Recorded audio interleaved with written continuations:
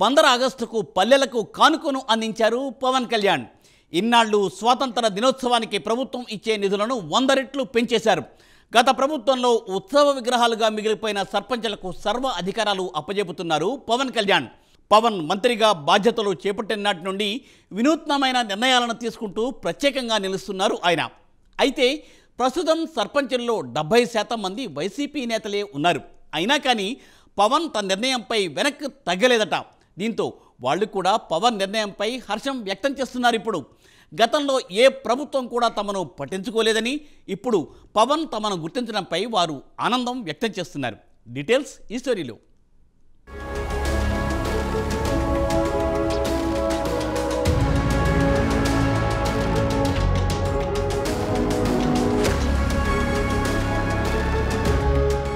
కూటమి ప్రభుత్వంలో తనకు ఇష్టమైన శాఖలను తీసుకున్నారు పవన్ కళ్యాణ్. దాదాపు పల్లె పాలనకు సంబంధించిన శాఖలు పవన్ దగ్గర ఉన్నాయి.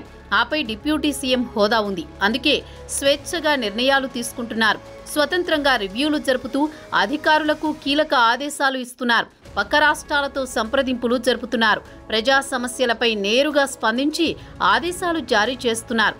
అయితే ఇప్పటి వరకు ఏ ప్రభుత్వం సాహసించని విధంగా గొప్ప నిర్ణయం తీసుకున్నారు పవన్. స్వాతంత్ర దినోత్సవం నిర్వహణకు భారీగా నిధులు విడుదల చేశారు. పంచాయతీలకు గుడ్ న్యూస్ చెప్పారు. ఇప్పటి వరకు స్వాతంత్ర దినోత్సవం నిర్వహణకు గాను నామమాత్రంగా నిధులు ఇచ్చేవారు. చిన్న పంచాయతీకి 100 రూపాయలు, మేజర్ పంచాయతీకి 250 రూపాయలు మాత్రమే అందించేవారు. కానీ మొత్తాన్ని 100 రెట్లు పెంచుతూ పవన్ నిర్ణయం తీసుకున్నారు. సామాన్య పంచాయతీకి 10,000 రూపాయలు, మేజర్ పంచాయతీకి 25,000 రూపాయలు మంజూరు చేస్తూ ఉత్తర్వులు జారీ చేశారు. దీనిపై సర్పంచులు హర్షం వ్యక్తం చేస్తున్నారు. సాహసోపేత నిర్ణయంగా అభివర్ణిస్తున్నారు.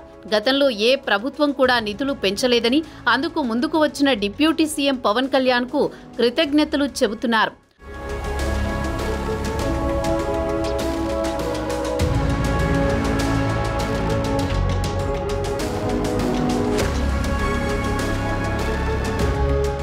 ప్రస్తుతం సర్పంచులలో 70% వైసీపీకి చెందిన వారే ఉన్నారు.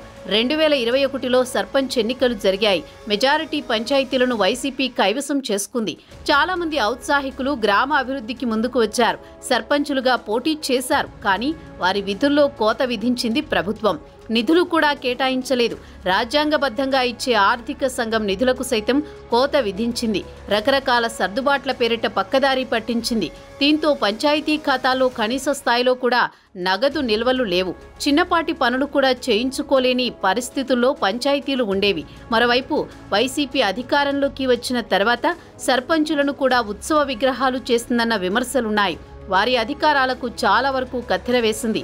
గతంలో స్వాతంత్ర దినోత్సవానికి పాఠశాలల దగ్గర సర్పంచులు జెండా ఎగురవేసేవారు. కానీ ఆ అధికారాన్ని కూడా కాలరాసింది వైసీపీ సర్కార్. విద్యా కమిటీ చైర్మన్లతో జెండా ఎగురవేయించింది. పాఠశాలలపై సర్పంచుల పెత్తనాన్ని పక్కన పడేసింది.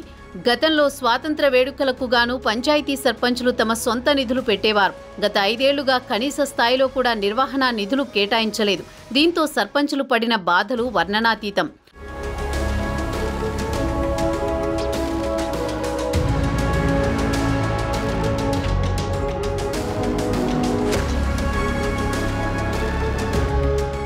అయితే పవన్ కళ్యాణ్ పంచాయతీరాజ్ శాఖ బాధ్యతలు తీసుకున్న నేపథ్యంలో వినూత్న నిర్ణయాలు తీసుకుంటున్నారు. ప్రస్తుతం రాష్ట్రం ఆర్థికంగా ఇబ్బందుల్లో ఉన్నా స్వాతంత్ర వేడుకల నిర్వహణలో మాత్రం వెనక్కి తగ్గవద్దని ఆదేశాలు జారీ చేశారు. పాఠశాలల్లో విద్యార్థులకు అవసరమైన క్రీడా పోటీలు, నైపుణ్య సామర్థ్య పోటీలు నిర్వహించాలని సూచించారు. అదే సమయంలో పంచాయతీలకు 100 రెట్లు నిధులు పెంచుతూ స్వాతంత్ర వేడుకలను అంగరంగ వైభవంగా నిర్వహించాలని సూచించారు. తనలో ఉన్న సమైక్యతా భావాన్ని, గ్రామాలపై మక్కువను ఇలా వ్యక్తపరిచారు పవన్. దీంతో డిప్యూటీ సీఎం తీరుపై వైసీపీ సర్పంచులు సైతం అభినందిస్తున్నారు. పవన్ చర్యలను ఆహ్వానిస్తున్నారు.